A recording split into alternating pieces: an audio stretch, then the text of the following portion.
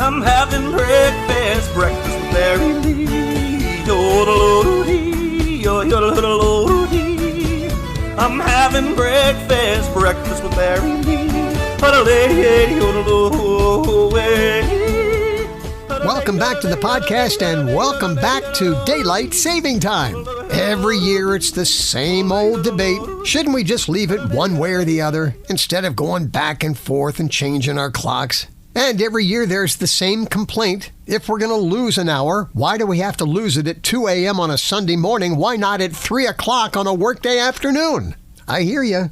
And some important news for you to hear regarding the American Cancer Society's Relay for Life of Winchester-Frederick County, presented by Shenandoah University.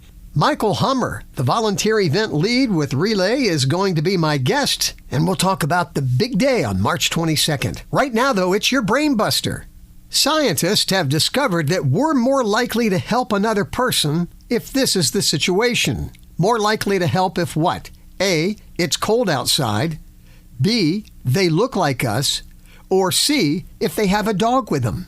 Your answer coming up at the end of the podcast. Right now, let's ponder our podcast planner, nationaldaycalendar.com. Monday the 11th, National Napping Day. It's always the day after daylight saving time where you lose the hour, you know. Tuesday the 12th, it's National Girl Scout Day. Thank you to all the Girl Scout leaders out there that make it possible to change lives. It's also Plant a Flower Day, and how appropriate for it to be the mayor of Meadow Mills' birthday, Mildred Brumback. Always has beautiful flowers in her yard. Mildred, happy 100th birthday! Wednesday the 13th, it's Canine Veterans Day, honoring all dogs that have served our country since 1941. The 13th is also Good Samaritan Day, practicing acts of kindness for those in need, especially strangers. Thursday the 14th, National Pie Day, 3.14. And it's also Potato Chip Day. Has to rank up there as like one of the number one comfort foods. A bag of chips, a tub of French onion dip, and I'm ready to take on the world. Friday the 15th is Shoe the World Day, something that we take for granted. Each day, over 500 million children, teens, and adults do not have a pair of shoes to wear. Check out the website Soles for Souls. That's SOLES, the number 4, SOULS. Saturday the 16th, it's National Corn Dog Day. And it's full contact ping pong to benefit the Concern Hotline. It all takes place at Escutcheon Brewery at 142 West Commercial Street between noon and 6 p.m. Good brews, good food, and some great ping pong watching. Free admission. The participants love playing in front of an enthusiastic crowd. And any donations will go to Concern Hotline, the 24-hour crisis intervention service. They've been good listeners to our community since 1970. concernhotline.org. And while you're there, say hello to the one and only Rusty Holland. Saturday the 17th, surely be goodness from Battioli, it's St. Paddy's Day, and also corned beef and cabbage day. And in honor of my dear friend, the late Judy Jones, who used to call the radio station every St. Patrick's Day with this joke, what's green and stays out all night? Patio furniture. Miss you, Judy. Real quick, before we go into the interview with Michael Hummer, just wanted to share with you that, to my dismay, I have discovered yet another sign that I'm getting old. And it's disturbing. You know when you go into those public bathrooms and you wash your hands and then you go over to that dryer and that thing is just blowing away and it's moving your skin all over the place and you can see your bones and it's like, oh my gosh, I look like an old man. I don't say that if there's somebody else in the bathroom with me, but anyway, it's scary. Don't look at your hands when that thing's going. All righty, settle back and let's talk about fighting cancer together. It's an annual tradition with a new twist this year. The American Cancer Society's annual Relay for Life of Winchester-Frederick County, presented by Shenandoah University. It's coming up on March the 22nd at the Wilkins Event Center at Shenandoah University. Here with all the details, please welcome volunteer event lead of Relay, Michael Hummer. Michael, it's so good to connect with you again. Well, thank you, Barry. I appreciate the opportunity. One thing that you mentioned when we chatted before was that you want people to remember that even though the Relay for Life event is Friday, March 22nd, that really the American Cancer Society and fundraising is something that takes place all year long. Yes, our work is done all year long. The American Cancer Society really focuses on education, prevention and screenings, and research. And that type of work and fundraising can be done all year long. So at relays in the past, we would be at an outdoor venue and, of course, always worried about the weather. But now, weather's no problem because this year, for the first time, it's taking place at the Wilkins Event Center at Shenandoah University. So tell us about this merger and how it all came together. So we decided that instead of having two separate relays, because in years past, Shenandoah would have their own relay, and then Winchester-Frederick County would have a separate relay. We decided why not work together as one community. Shenandoah University is part of our community, and we are part of their community. So we decided to merge the two events together and have one big community event. Shenandoah University has offered the use of their event center at no charge for us, which is fantastic. And the great thing, as you mentioned, there's no concern around weather. You're not worried about rain, snow, sweltering heat. The Shenandoah University Event Center is a great facility, regardless of weather concerns, easy access, easy parking in a climate-controlled environment. So it's a fantastic opportunity for us to have relay there. So on Friday, the 22nd, there at the Event Center from 6 until 11 p.m., just sort of give us a brief rundown of what the evening's going to look like. Well, we always start our event with a celebration of our survivors.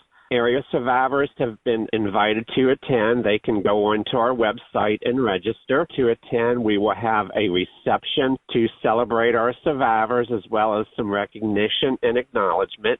And then we will kick off our event with an opening celebration. Throughout the event, our teams have been invited to have different activities, and we will have different theme laps. We also are excited that this year we will have a local fitness instructor who is well known on the campus of Shenandoah University. His name is D'Angelo Wynn. He does a dance party that is very popular on the campus of Shenandoah University. He has donated his services to be at Relay, so we will be having a dance party to help get the energy going. I love it. I love it. And to participate and to help raise funds for the American Cancer Society, we can walk either as a solo person or get a team together. Absolutely. We encourage people to sign up and register their team, but we also welcome individuals. You do have to register, but registration can also be done at the door. We do have paper registrations. We can do that at the door, so the public is invited just to come and join us and see what it's about. We will have mission information available as far as what the American Cancer Society does, as well as a lot of activities for people throughout the evening, including youth activities. Hanley Interact will be providing youth activities for kids of all ages. It sounds like a fun night. And you already mentioned the fact that with Relay, funds are raised for research, but also a variety of programs. We do provide information. We have several different programs that can benefit people from all around the country, including our own area. Obviously, research. If the American Cancer Society researchers find a drug or a treatment that benefits patients with cancer, that certainly can impact people in the local area.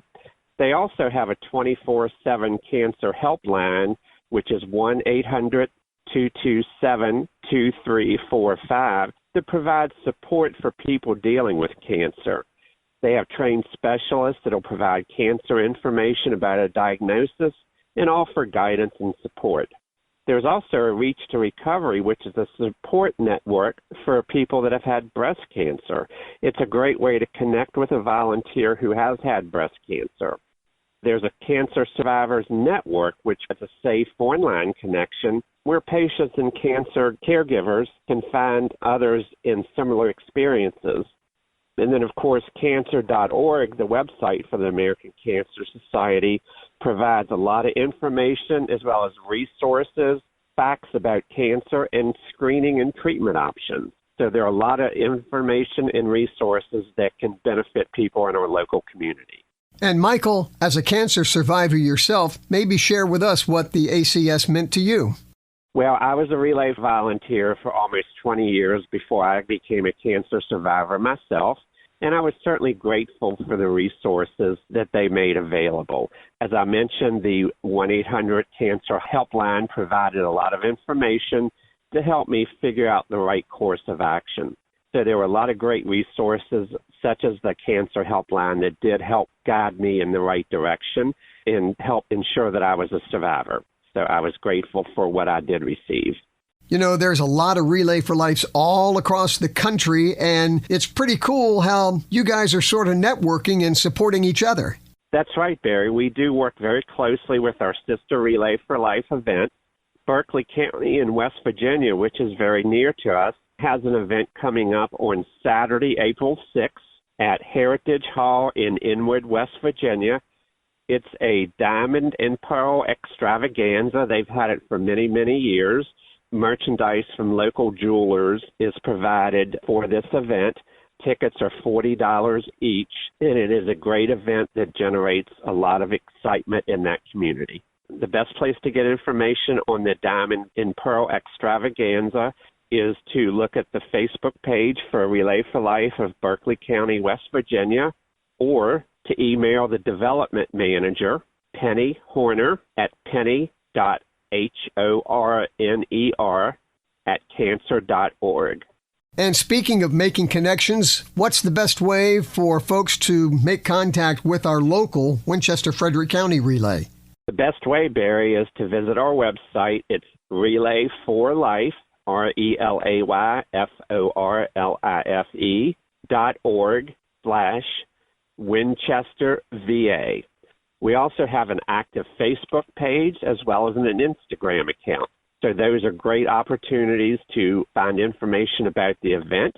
You could also email our development manager. Again, that's penny.horner@cancer.org. Well, it's going to be a powerful and fun night, March the 22nd at the Shenandoah University Wilkins Event Center from 6 to 11 p.m. You can register ahead of time or just show up that evening and take part in the big party to help fund cancer research and programs.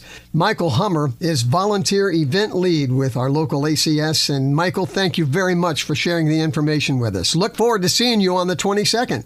Thank you, Barry, and we appreciate your support as always. Thank you. It's always such an honor to read the names of the survivors that are gathered there, and so powerful to watch them take that victory lap. And survivors, still not too late for you to join us. Okay, before we go, the Brain Buster. Wednesday was Good Samaritan Day, so this question for the week. Scientists say that we're more likely to help another person if this is the situation.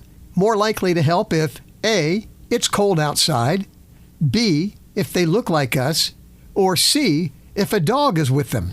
And the answer is B, if they look like us. Scientists speculate that maybe early ancestors assumed that they were related to this person and thus should be helped.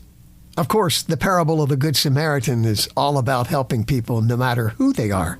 Well, we've come to the close of another podcast. Thank you so much for lending an ear. Please share my website with others so that we can welcome more to the Breakfast with Barry Lee kitchen, breakfastwithbarrylee.com.